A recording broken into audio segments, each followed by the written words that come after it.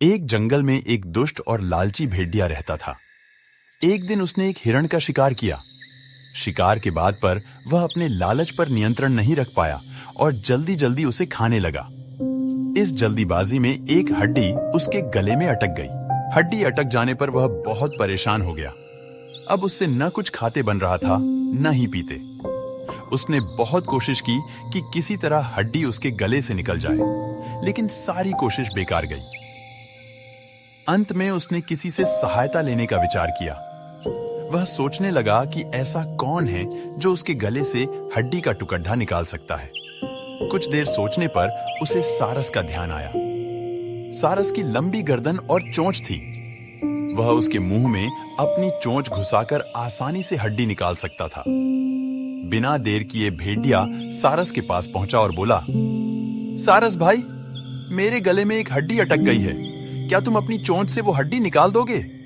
मैं तुम्हारा बहुत एहसानमंद रहूंगा और तुम्हें उचित इनाम भी दूंगा। सारस पहले तो भेड़िए के मुंह में अपनी चोंच डालने से डरा, लेकिन बाद वे उसे भेड़िए पर दया आ गया और वह तैयार हो गया। भेड़िए मुंह खोलकर खड्डा हो गया और सारस ने उसमें अपनी चोंच डाल दी, लेकिन उसकी चोंच हड्डी तक नहीं पहुंच पाई।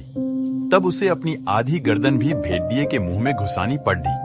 सारस की गर्दन मुंह में जाते ही लालची भेड़िए के मन में लालच जागने लगा। उस सोचने लगा कि यदि मैं इसकी लजीज गर्दन को चबा पाता तो मजा आ जाता, लेकिन उस समय उसे अपने गले में फंसी हड्डी निकलवानी थी, इसलिए वह मन मारकर रह गया।